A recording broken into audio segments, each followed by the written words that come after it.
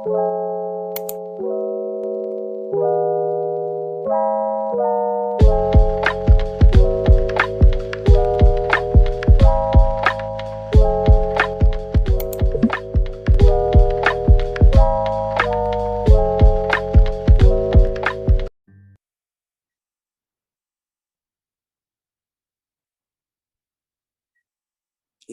Sudah kelihatan belum, Pak? Sudah. Pengelolaan peserta didik ya. Ya, silakan. Baik, Bapak izin memulai ya, Pak. Ya. Assalamualaikum warahmatullahi wabarakatuh. Selamat pagi, salam sejahtera bagi kita semua. Yang terhormat Bapak Dadang Rahman MPD selaku dosen pengampu mata kuliah pengelolaan pendidikan dan teman-teman semua yang saya banggakan. Di sini saya sebagai moderator dari kelompok 4 izin memandu jalannya presentasi pada pagi hari ini. Kami dari kelompok 4 ingin mempresentasikan mengenai materi pengelolaan peserta didik. Sebelumnya di sini ada pun anggota dari kelompok 4 yaitu Femi Apriliani dengan NPM 2106310500061 dan saya sendiri Salsabila dengan NPM 2110631050031. Next. Nah, di sini ada pun pembahasan yang akan kami sampaikan. Yang pertama mengenai pengertian peserta didik dan pengelolaan peserta didik. Yang kedua, tujuan dan prinsip pengelolaan pendidikan. Yang ketiga, prinsip-prinsip pengelolaan pendidikan. Yang keempat, tahapan pengelolaan peserta didik. Next. Nah, yang kelima, ada peran guru dalam pelayanan peserta didik. Keenam, layanan khusus yang menunjang kelancaran pengelolaan peserta didik. Yang ketujuh, dasar hukum pengelolaan peserta didik. Dan yang terakhir, kedelapan, implementasi pengelolaan peserta didik. Nah, langsung saja kita ke materi yang pertama yang akan saya sampaikan mengenai pengertian dari peserta didik dan pengelolaan peserta didik.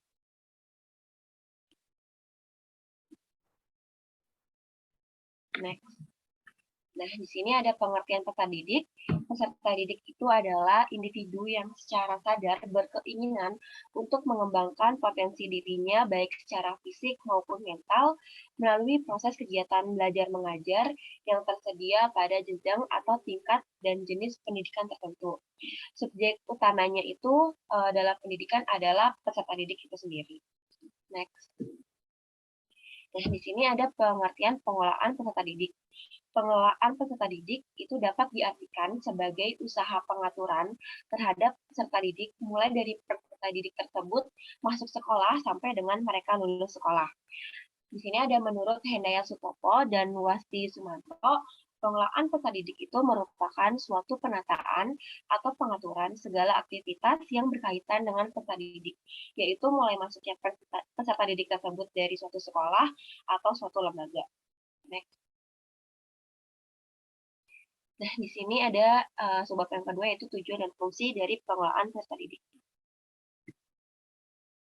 Tujuan dan fungsinya itu yang pertama meningkatkan pengetahuan, keterampilan, dan psikomotor peserta didik. Yang kedua itu menyalurkan dan mengembangkan kemampuan umum atau kecerdasan, bakat, dan minat peserta didik.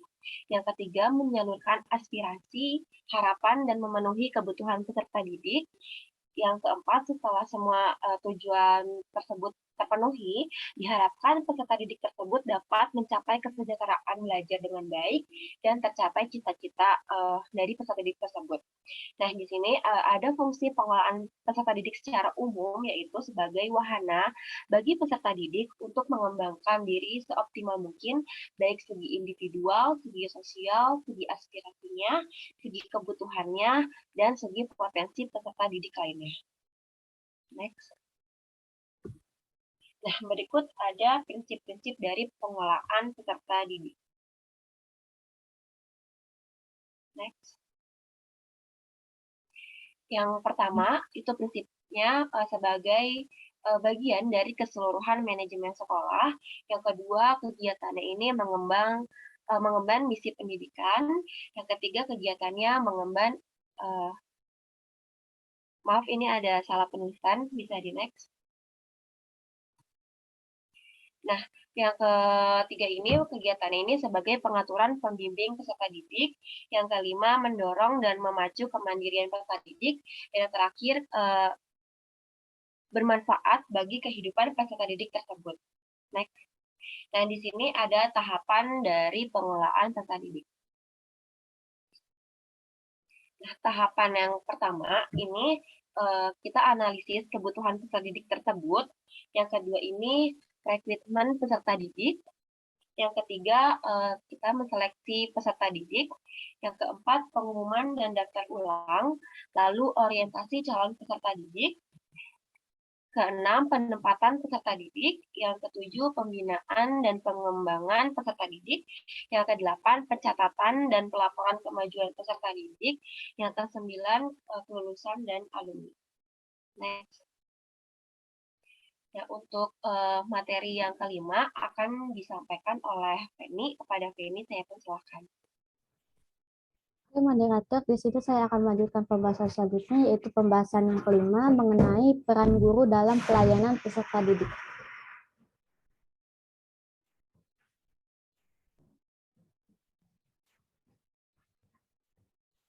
Guru merupakan sumber daya manusia yang potensial bagi pengembangan kreativitas peserta didik dalam berbagai aspek. Ciri keberhasilan tujuan pendidikan dipengaruhi oleh berbagai faktor, diantaranya yaitu faktor penyelenggara pendidikan, guru, peserta didik, sarana dan fasilitas belajar mengajar, kurikulum sebagai pedoman dasar bagi terselenggaranya tujuan pendidikan. Nah, partisipasi guru dalam pelayanan peserta didik menduduki teratas, artinya setiap guru harus memahami fungsi terhadap pelayanan peserta didik. Di bawah ini terdapat beberapa hal yang perlu diperhatikan dalam pelayanan peserta didik di sekolah, yaitu diantaranya yang pertama, kehadiran peserta didik dan masalah-masalahnya. Yang kedua, penerimaan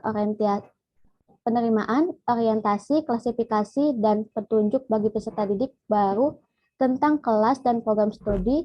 Yang ketiga, evaluasi dan pelaporan kemajuan peserta didik. Yang keempat, pengendalian disiplin peserta didik. Yang kelima, program kesehatan dan pengamanan. Yang keenam, penyesuaian pribadi, sosial, dan emosional peserta didik. Yang ketujuh, program bagi peserta didik yang mempunyai kelainan seperti pengajaran dan pengajar luar biasa. Pembahasan keenam mengenai layanan khusus yang menunjang kelancaran pengelolaan peserta didik. Yang pertama, bimbingan di sekolah bertujuan untuk mengembangkan pengertian dan pemahaman diri, mengembangkan kemampuan, merencanakan masa depan dengan bertolak belakang pada bakat, minat, dan kemampuannya. Yang kedua, perpustakaan. Perpustakaan ini merupakan penyedia bahan pustaka yang memperkaya dan memperluas pengetahuan, meningkatkan keterampilan, dan lain sebagainya. Yang ketiga, ada UKS atau unit kesehatan sekolah. Digunakan untuk meningkatkan kesehatan siswa dan pemeliharaan kesehatan lingkungan sekolah. Yang keempat, kantin. Kantin ini diperlukan di setiap sekolah supaya makanan yang dibeli sama siswa terjamin kebersihannya. Dan siswa juga tidak berkeliaran mencari makanan keluar lingkungan sekolah. Di samping itu, guru bisa mengontrol dan berkonsultasi dengan pengelola kantin mengenai makanan yang bersih dan bergizi. Yang kelima, transportasi sekolah. Sebagai sarana penunjang untuk kelancaran belajar mengajar, siswa akan merasa aman dan dapat masuk atau pulang sekolah dengan tepat waktu. Yang terakhir, asrama. Sangat berguna bagi mereka yang jauh dari keluarga sehingga membutuhkan tempat tinggal. Pembahasan yang ketujuh mengenai dasar hukum pengelolaan peserta didik. Yang pertama terdapat dalam Undang-Undang 1945, alinea keempat yang berisi tentang mengamanatkan, mencerdaskan kehidupan bangsa. Yang kedua terdapat dalam Undang-Undang Nomor 20 Tahun 2003 tentang Sistem Pendidikan Nasional yang menyatakan setiap warga negara yang berusia 7-15 tahun wajib mengikuti pendidikan dasar tercantum dalam Pasal 6 Ayat 1. Masyarakat berhak berperan serta dalam perencanaan, pengawasan, dan evaluasi program pendidikan tercantum pada pasal 8. Pembahasan yang ke-8 mengenai implementasi pengelolaan peserta didik. Pengembangan bakat dan minat peserta didik dapat dicapai melalui kegiatan pengembangan diri sesuai dengan Undang-Undang Nomor 20 Tahun 2003 Pasal 12 Ayat 1B bahwa setiap peserta didik pada setiap satuan pendidikan berhak mendapatkan pelayanan pendidikan sesuai bakatnya, memiliki hak untuk menerima minat dan kemampuannya. Implementasi tersebut diantaranya yang pertama organisasi siswa intrasekolah atau biasa dikenal OSIS. OSIS ini merupakan wadah untuk menampung dan menyalurkan serta mengembangkan kreativitas peserta didik. Yang kedua, kegiatan ekstrakurikuler. Kegiatan ini dilakukan oleh peserta didik di luar jam belajar di bawah bimbingan dan pengawasan satuan pendidikan. Tujuannya untuk mengembangkan potensi, minat, dan bakat, kemampuan, kepribadian, kerjasama, dan kemandirian peserta didik. Yang terakhir, pembiasaan atau keteladanan. Biasanya dipergunakan untuk membiasakan dan memudayakan sikap, nilai, norma, dan tata krama, serta soft skill lainnya. Sekian pembahasan dari saya kembalikan pada moderator. Baik, terima kasih kepada Feni. Karena materi yang kami sampaikan sudah disampaikan semua, boleh di next. Nah, di sini ada kesimpulan tentang materi pengelolaan peserta didik, yaitu pengelolaan peserta didik merupakan usaha pengaturan terhadap peserta didik mulai dari peserta didik tersebut masuk sekolah sampai dengan mereka lulus sekolah. Nah, peserta didik sendiri itu merupakan subjek utama dalam pendidikan. Di sini terdapat tahapan-tahapan pengelolaan peserta didik, diantaranya yang pertama kita harus menganalisis kebutuhan peserta didik, rekrutmen peserta didik, yang ketiga seleksi peserta didik, yang keempat pengumuman dan daftar ulang, yang kelima orientasi calon peserta didik, yang keenam penempatan peserta didik, yang ketujuh pembinaan dan pengembangan peserta didik, yang kedelapan pencatatan dan pelaporan kemajuan peserta didik, serta yang terakhir lulusan dan alumni. Nah, dasar hukum mengenai pengelolaan pendidikan ini terbagi menjadi dua, yaitu yang pertama Undang-Undang Dasar 1945 alinea keempat yang mengamanatkan mencerdaskan kehidupan bangsa, dan yang kedua ini Undang-Undang Nomor 20 Tahun 2003 tentang Sistem Pendidikan Nasional tercantum dalam Pasal 6 Ayat 1 dan Pasal 8. Next. Nah, di sini ada daftar pusaka atau rujukan yang kami gunakan. Next. Bila dari teman-teman semua ada yang ingin ditanyakan, bisa mengaktifkan fitur raise hand. Oke.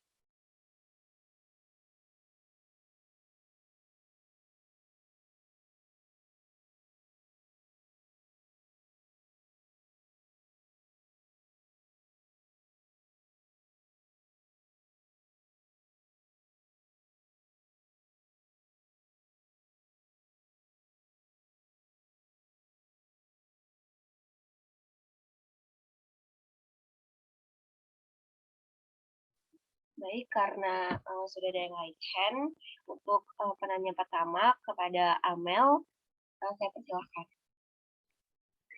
Ya, terima kasih moderator. Sebelumnya saya Amelia Putri, perwakilan dari kelompok 2. Izin bertanya, tadi kan ada slide disebutkan prinsip-prinsip pengelolaan peserta didik. Nah, salah satunya ada pengemban misi pendidikan. Pertanyaannya, misi pendidikan yang seperti apa yang dimaksudkan dalam hal tersebut? Terima kasih. Baik, terima kasih Amel. Selanjutnya Noval, kepada Noval saya persilakan. Baik, terima kasih. Izin bertanya, saya Noval dari perwakilan kelompok 5. Pada slide ke-8 kan tertera bahwa terdapat fungsi pengelolaan peserta didik secara umum. Nah, ada nggak sih fungsi pengelolaan peserta didik secara khusus? Jika ada, coba sebutkan. Terima kasih. Baik, terima kasih Noval. Selanjutnya Intan, kepada Intan saya persilakan. Baik, terima kasih kepada moderator. Sebelumnya saya Intan Weni Juliana, perwakilan dari kelompok 12, ingin bertanya, Mengapa pengelolaan pendidikan diperlukan dalam mencapai tujuan pendidikan? Terima kasih. Baik, terima kasih Intan.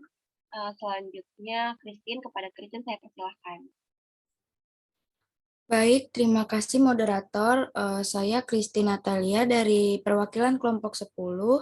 Izin bertanya, bagaimana peran guru dalam pengelolaan peserta didik di sekolah? Sekian, terima kasih. Baik, terima kasih. Selanjutnya ada Rafli, kepada Rafli saya persilahkan. Terima kasih para moderator. Saya Rafli dari perwakilan kelompok 9 ingin bertanya, bagaimana jika ternyata pada tujuan pengelolaan peserta didik yang diharapkan dapat mencapai kesejahteraan belajar dengan baik dan tercapai cita-cita ternyata tidak sesuai yang diharapkan? Terima kasih. Sekian. Baik, terima kasih. Selanjutnya Siti, kepada Siti saya persilahkan. Baik, terima kasih kepada moderator. Perkenalkan, saya Siti Nur Hadijah, perwakilan dari kelompok 11, izin bertanya. Tadi di dalam PPT slide ke-13 tertera bahwa salah satu tahapan pengelolaan peserta didik adalah orientasi calon peserta didik. Nah, apa saja sih tujuan dari diadakannya orientasi bagi calon peserta didik? Terima kasih. Baik, terima kasih. Selanjutnya Nafisa, kepada Nafisa saya persilahkan. Baik, terima kasih kepada moderator. Saya Nafisa Gita Mesti, perwakilan dari kelompok 7, izin bertanya. Di dalam tujuan dan fungsi ada menyalurkan dan mengembangkan kemampuan umum atau kecerdasan, minat dan bakat peserta didik. Nah, bagaimana caranya agar minat dan bakat peserta didik dapat tersalurkan dan berkembang, apalagi yang kita tahu bahwa ada peserta didik yang bahkan belum mengetahui minat dan bakatnya itu sendiri. Terima kasih. Baik, terima kasih. Selanjutnya ada Michelle, kepada Michelle saya persilahkan. Ya, terima kasih. Saya Misha, perwakilan dari kelompok 3. Tadi dipaparkan ada analisis kebutuhan peserta didik. Pertanyaannya, bagaimana cara untuk menganalisis hal tersebut? Terima kasih. Baik, terima kasih. Selanjutnya Silvi, kepada Silvi saya persilahkan. Baik, terima kasih moderator. Saya Sylvia, perwakilan dari kelompok 1. Izin bertanya, seberapa penting pengelolaan peserta didik untuk peserta didik yang ada di sekolah? Sama bisa tolong dijelaskan? Terima kasih. Saya kembalikan lagi kepada moderator. Baik, terima kasih. Selanjutnya Marsha, kepada Marsha saya persilahkan. Baik, terima kasih kepada moderator. Saya Marsha Dika Zimar, perwakilan dari kelompok 8 ingin bertanya. Kan tadi dijelaskan pada PPT bahwa terdapat prinsip-prinsip pengelolaan peserta didik yaitu mendorong dan memacu kemandirian peserta didik. Pertanyaannya bagaimana upaya agar mengembangkan kemandirian peserta didik? Terima kasih. Baik, terima kasih.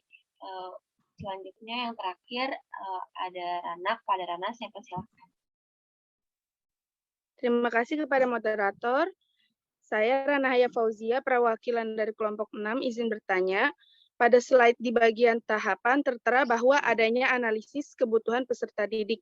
Nah, apa saja yang perlu dianalisis dalam kebutuhan peserta didik? Terima kasih. Baik, terima kasih. Izinkan kelompok 4 untuk berdiskusi sebentar ya teman-teman.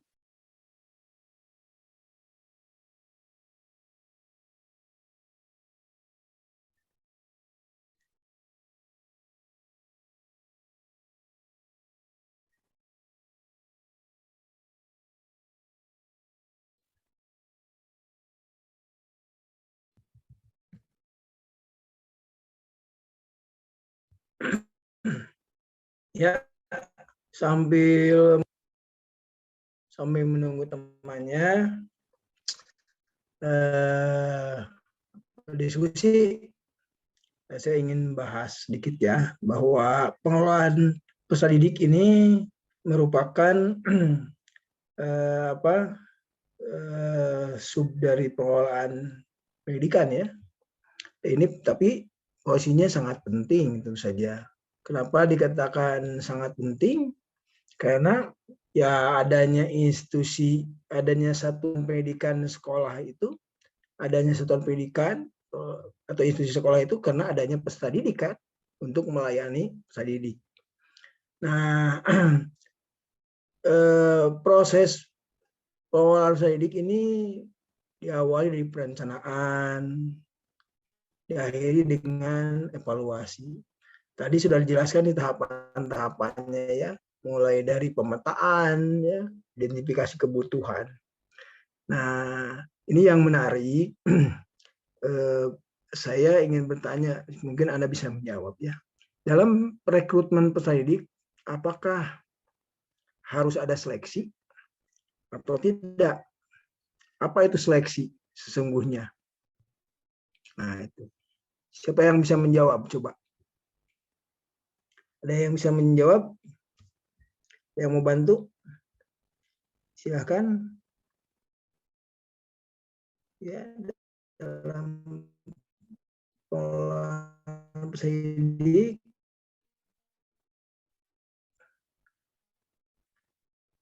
Ali Akbar, coba. Gimana Ali Akbar?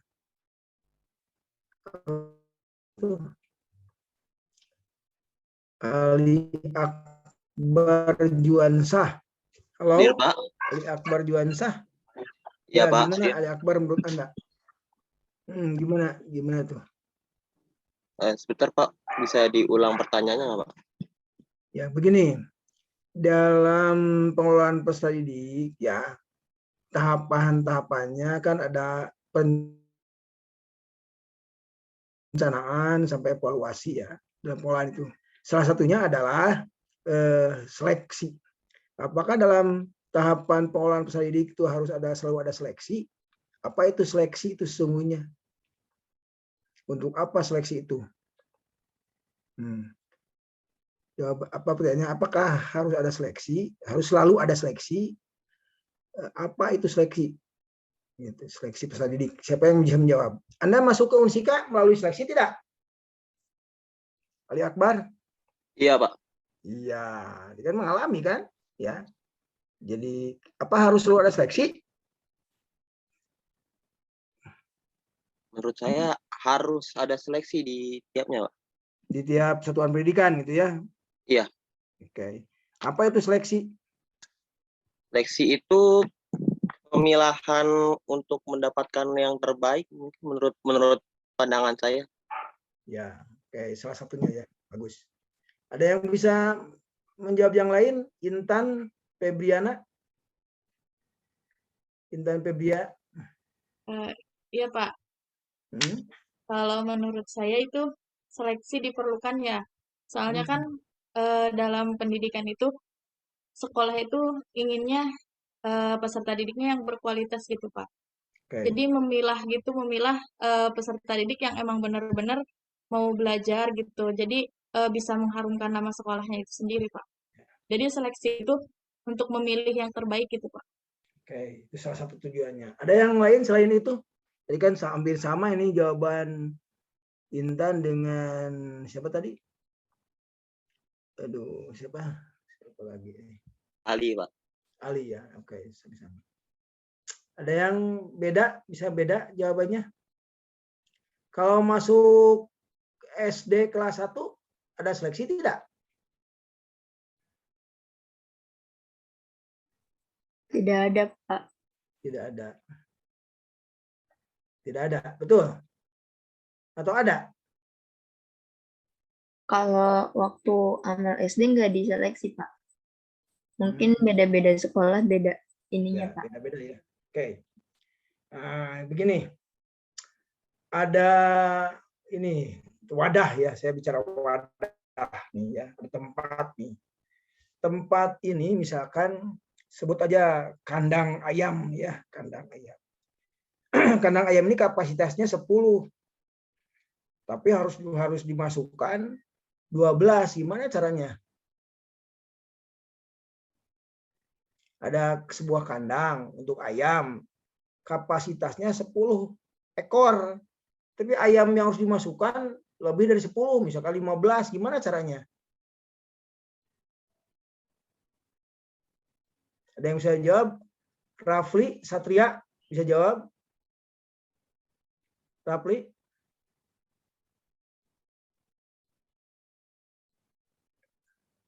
Halo Rafli?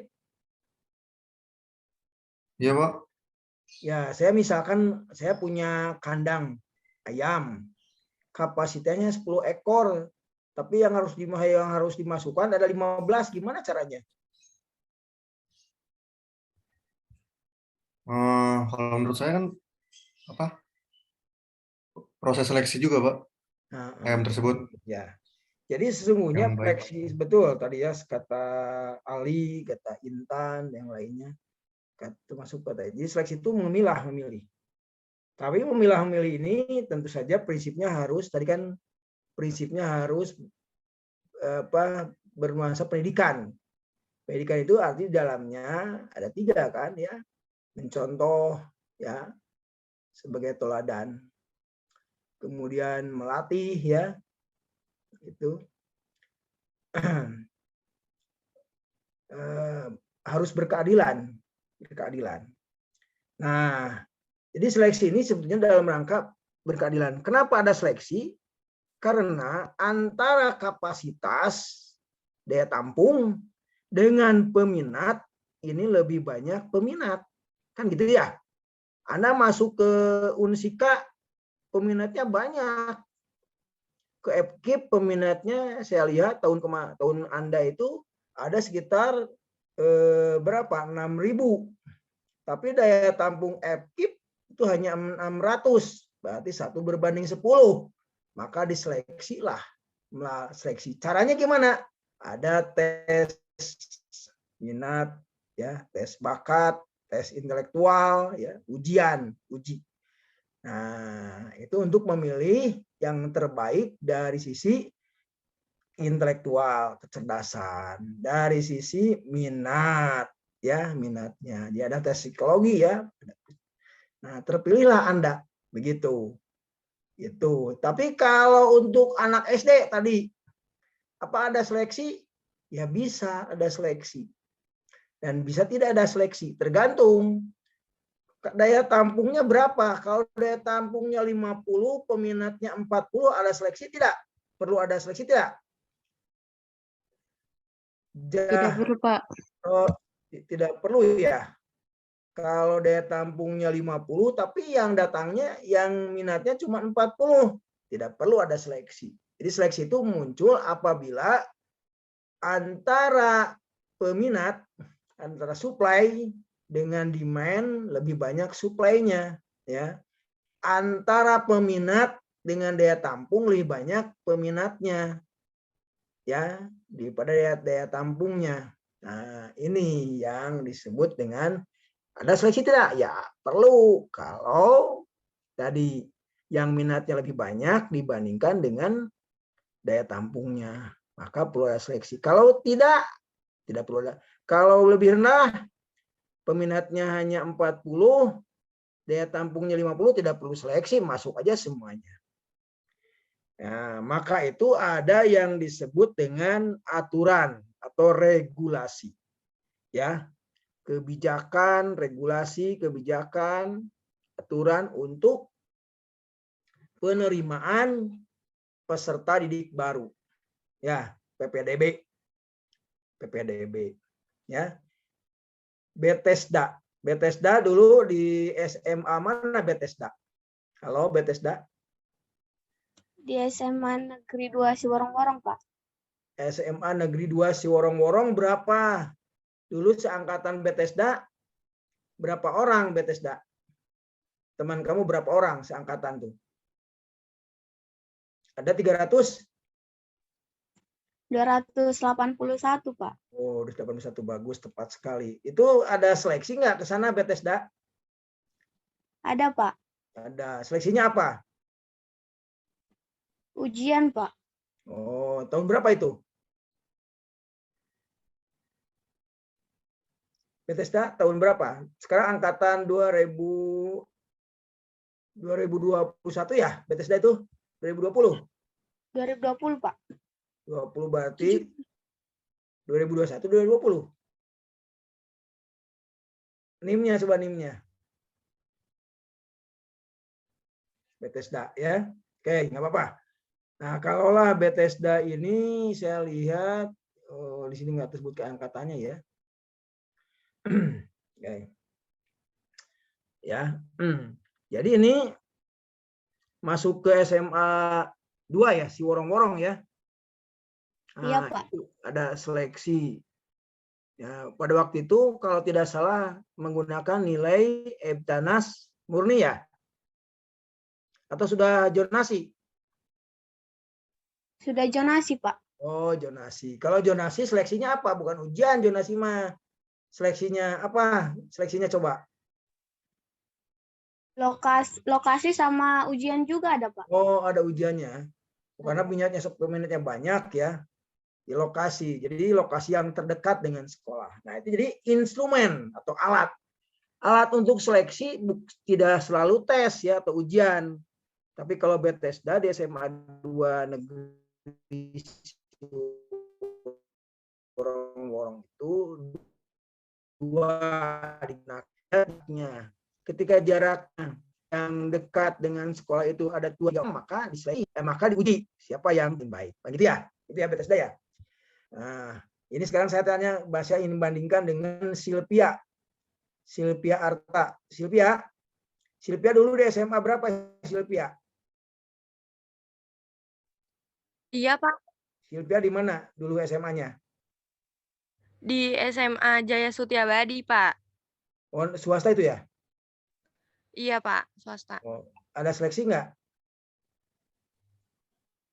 Nggak ada sih, Pak. Kalau swasta cuma masukin berkas doang. Oh iya, betul. Apa ya? Karena memang peminatnya dengan itu ya mungkin seleksinya adalah biaya mungkin ya seleksinya. Kalau Jahroniswati di mana Jahroniswati? SMA-nya? Di SMK swasta juga, Pak, di Cirebon. Cirebon. Oke. Apa-apa. Kalau ini siapa nih? Naufal di SMA mana Naufal? Saya di madrasah, Pak, Madrasah Aliyah Negeri 1, Kota Bekasi. Ada seleksi? Ada. Apa? Ujian, Pak. Ujian. Jadi sama nilai rapot. Nah, itu jadi itu namanya instrumen untuk seleksi ya, alat untuk seleksi. Seperti kita ingin memperoleh ukuran lele yang ukurannya sama pakai ayakan ya. Ayakan jari-jari, kalau yang lolos ukurannya 1,5 kilo, yang tidak lolos berarti kecil. Nah itu contoh ya, contoh. Nah jadi seleksi itu diperlukan manakala antara supply, antara yang datang yang berminat lebih banyak dari daya tampung. Instrumen seleksinya macam-macam. Nah, contoh zonasi. Zonasi itu apa? Untuk keadilan yang paling dekat sekolah, nah, maka yang berhak masuk ke sekolah itu sama Bethesda tanda ujian ya. Dulu tahu 19 nilai Ebtanas murni ya. Lihat nilai Ebtanas murni SMP-nya. Nah itu seleksi. Jadi oleh karena itu maka di dalam perencanaan ada pemetaan dulu, identitas dulu berapa sih sebetulnya kebutuhan daya tampung dari sekolah itu. Nah, baru kemudian menerima ya daya tampung SMA Negeri 2 misalkan Karawang ya, daya tampungnya 300 tapi yang daftar 1.000 ya pakai zonasi gitu ya. Kalau sekarang, kalau dulu pakai NEM ini ya. Tapi kalau SD, nah ada yang disebut dengan wajib belajar, regulasi wajib belajar. Wajib belajar sekarang 12 tahun. SD dulu wajib belajarnya 9 tahun sampai SMP. Sekarang 12 tahun. Dulu 6 tahun. Nah, ketika bicara wajib belajar, maka yang paling berhak itu yang dari si usia. SD, usia yang paling berhak untuk masuk SD itu syaratnya usia 7 tahun ke atas. Maka dicarilah yang paling tua dulu. Yang 8 tahun masukkan. Ya 7 tahun masukkan. Yang 5 tahun nanti dulu. 5 tahun masih ini ya, masih muda. Nah, ketika masih ada kursi, masih ada daya tampung baru. Yang 5. Tapi Pak ini anaknya mau sekolah. Nah, oleh itulah maka cari sekolah yang lain, jangan cari sekolah yang dekat rumahnya yang daya tampungnya sudah terbatas karena usia wajib belajar 7 tahun sudah terpenuhi. Yaitu instrumennya. Jadi diawali dari perencanaan, identifikasi kebutuhan, dan sebagainya. Itu tambahannya ya, nanti akan dibahas oleh teman kamu yang lain-lainnya. Oke, silakan kelompok 4 jawab pertanyaannya. Cukup 4 pertanyaan aja maksimal ya. Ya, mau 2 juga boleh, 4 juga boleh. Silakan. Sudah siap? Ya, oke. Oke, di sini saya mau menjawab pertanyaan dari kelompok 5 sama kelompok 12. Pertanyaan dari kelompok 5. Tadi inti dari pertanyaannya yaitu apakah ada fungsi pengolahan peserta didik secara khusus? Sebutkan jika ada. Jawabannya terdapat fungsi pengolahan peserta didik secara khusus, diantaranya yang pertama, fungsi yang berkenaan dengan pengembangan individualitas peserta didik, diharapkan supaya mereka dapat mengembangkan potensi-potensi individualitasnya tanpa banyak terhambat. Potensi-potensi bawaan tersebut meliputi kemampuan umum atau kecerdasan, kemampuan khusus, dan kemampuan lainnya. Yang kedua, fungsi yang berkenaan dengan pengembangan fungsi sosial peserta didik ialah agar peserta didik dapat mengadakan sosialisasi dengan sebayanya, dengan orang tua dan keluarganya, dengan lingkungan sosial sekolah dan lingkungan sosial masyarakatnya. Yang ketiga, fungsi yang berkenaan dengan penyaluran aspirasi dan harapan peserta didik ialah supaya peserta didik tersalur hobi, kesenangan, dan minatnya. Yang terakhir, fungsi yang berkenaan dengan pemenuhan kebutuhan dan kesejahteraan peserta didik ialah supaya peserta didik sejahtera dalam hidupnya. Selanjutnya, pertanyaan dari kelompok 12. Mengapa pengolahan pendidikan diperlukan dalam mencapai tujuan pendidikan? Jawabannya, karena pengolahan pendidikan sangat dibutuhkan oleh seorang guru yang berfungsi pertama, untuk mengatur atau melayani, yaitu proses untuk memastikan bahwa aktivitas sebenarnya sesuai dengan yang direncanakan.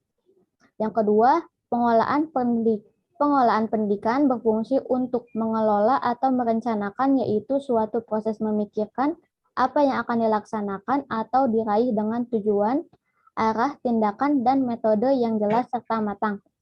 Yang fungsi yang ketiga yaitu menata atau memimpin, maksudnya adalah proses mengarahkan dan mempengaruhi aktivitas yang berkaitan dengan pekerjaan dari anggota kelompok atau seluruh organisasi. Nah, kenapa sebuah pendidikan harus dikelola? Karena pada hakikatnya pendidikan merupakan proses membangun peradaban bangsa, oleh karena itu pendidikan harus selalu bertumpu pada konsep pertumbuhan, pengembangan, pembaharuan, dan kelangsungannya, sehingga penyelenggaraan pendidikan harus dikelola secara profesional. Mungkin hanya itu dari saya.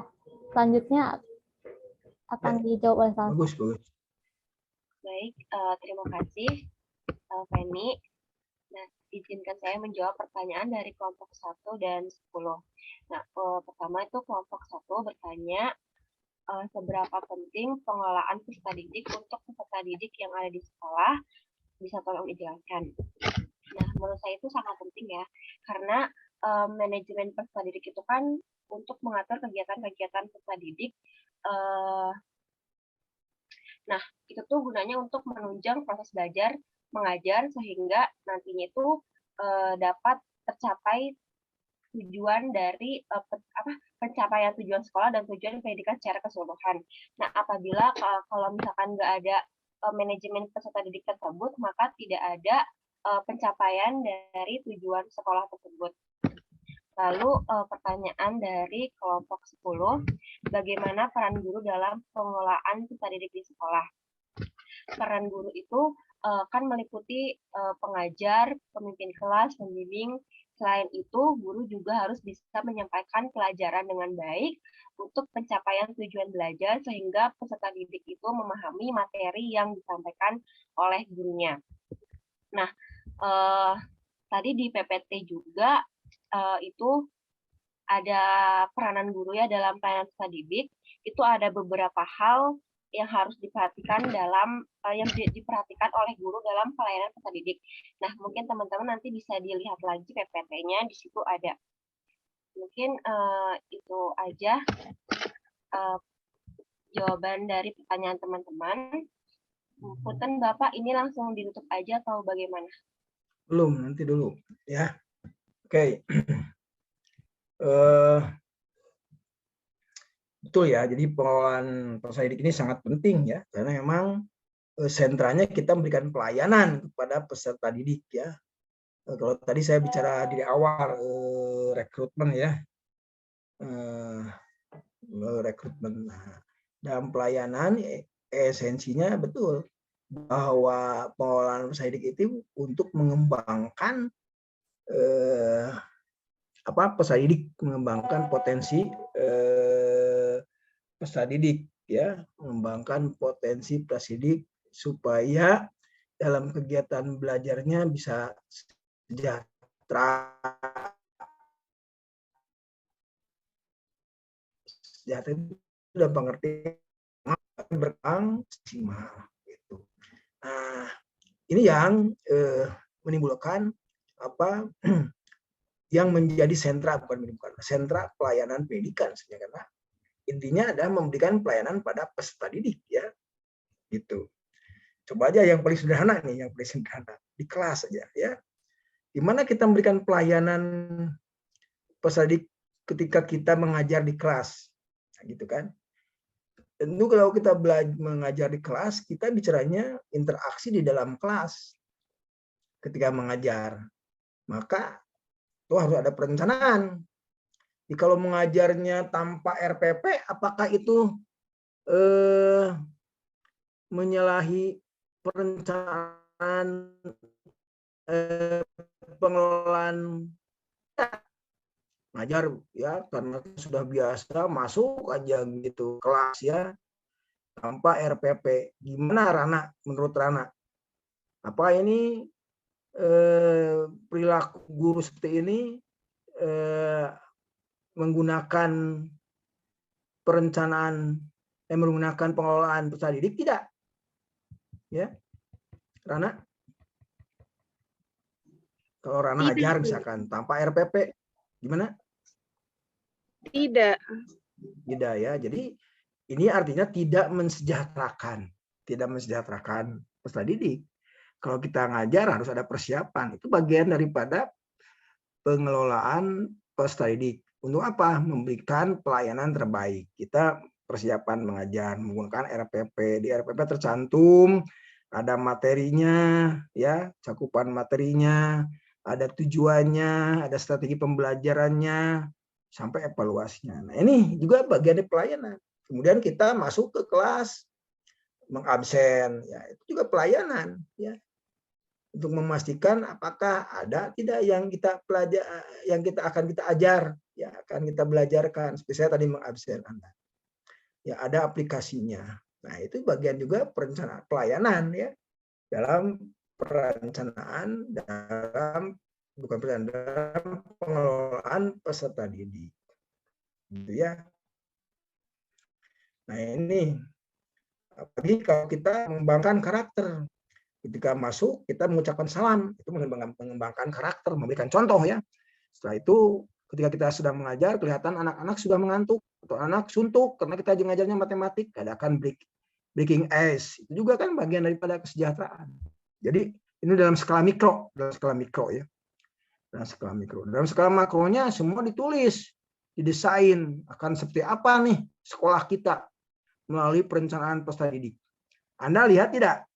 Di ajang prestasi ya, di televisi RCTI kalau tidak salah, saya lihat ada sebuah sekolah pesantren yang mengirimkan peserta didiknya untuk berlaga ya, ternyata jadi juara dari SMK Garut dan dari pesantren yang ada di Bogor ya. Ini semua bisa terjadi begitu karena ada perencanaan peserta didik. Ya, bagaimana pembelajaran itu, ya, sehingga minat bakatnya berkembang. Ya, kita melihat betapa cantiknya, betapa indahnya. Padahal itu kan hanya karate. Kemudian kalau dari SMK Garut itu hanya baris berbaris. Tapi kalau diberikan pelayanan sentuhan yang baik, yang tulus dari seorang guru, maka hasilnya luar biasa. Termasuk guru matematika, ya, siswanya akan ikut olimpiade matematika di tingkat sekolah, kecamatan, di tingkat kabupaten kota, di tingkat provinsi, di tingkat internasional, nasional, dan internasional. Tentu itu harus direncanakan, ya, supaya sejahtera anak, supaya bisa optimal mengembangkan kecerdasannya.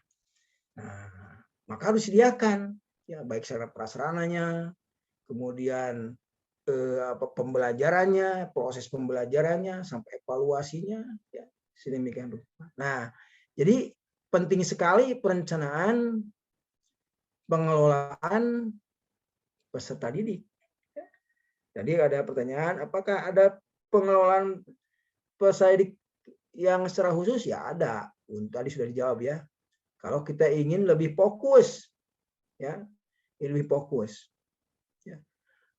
Lokusnya kan macam-macam, ada mulai dari rekrutmen, ya, pelayanan pembelajaran, kemudian ada bimbingan konseling, ada perpustakaan yang digunakan, bahkan ada kantin, lokus-lokusnya, tempat pelayanannya, ya, begitu. Bagaimana anak supaya belajarnya lebih mandiri? Siapkan perpustakaannya. Perpustakaan yang sekarang tidak harus ada gedungnya, kan bisa perpustakaan digital, artinya kru perpustakaan di sana harus menyiapkan, menyiapkan dokumen berbasis digital, buku-buku berbasis digital untuk bisa diakses. Nah, begitu. Nah, ya, jadi ini penting. Justru inilah yang menjadikan nilai tambah untuk sebuah institusi. Kita ambil contoh, banyak sekali teman-teman Anda yang sudah lulus alumni membuat bimbingan belajar. Nah, yang dijual apa? Servis. Layanan yang dijual itu. Ya, Raffi, ya, layanan. Kalau Anda belajar mata kuliah kewirausahaan, nah, yang dijual apa? Pelayanan, services. Kepada siapa? Kepada peserta didik. Rencanakan bagaimana nih?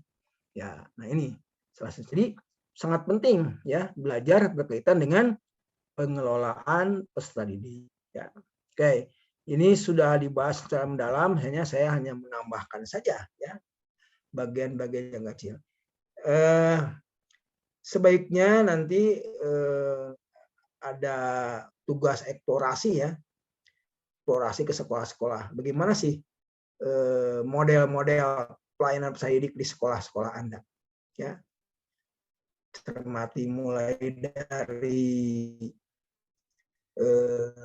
ketika masuk, ya, pemetaan kebutuhan daya tampung, rekrutmen, kemudian proses pelayanan sampai promosi dan alumni sampai lulus, ya. Promosinya itu gimana nih sesungguhnya, ya. Berapa biaya yang diperlukan, ya. Kenapa ada biaya yang diperlukan? Dari mana biayanya? Apa hanya dari bos saja? Atau ada partisipasi dari masyarakat, dari begitu. Ini Delapira Simanulang, apakah teman Anda itu satu sekolah enggak? Bos? Ya, satu kampus, Pak.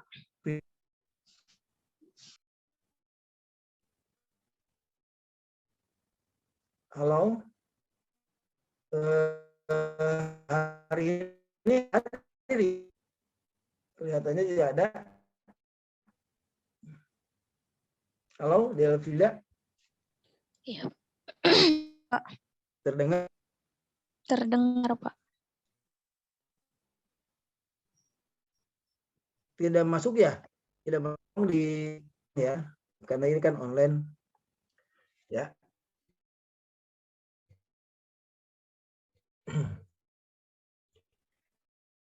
Baik, tambahan dia cukup sekian. Silakan kelompok aja.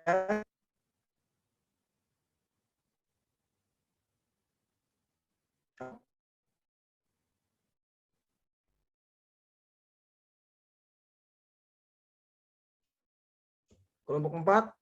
Kelompok 4 siapa? Iya, Bapak. Silakan untuk aja. Baik, terima kasih kepada Pak Dadang atas tambahannya. Karena materi sudah disampaikan dan pertanyaan sudah beberapa terjawab, mohon maaf bila ada salah ketika dan salah penyampaian. Wabillahi taufiq hidayah. Wassalamualaikum warahmatullahi wabarakatuh. Terima kasih. Waalaikumsalam warahmatullahi wabarakatuh.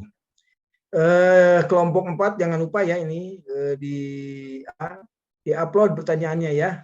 Pertanyaan dari temanmu di upload di WA group untuk bisa dijawab oleh semua.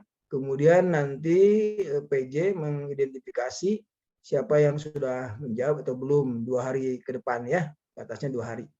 Jadi hari Senin, Selasa, Rabu, Kamis ada laporannya.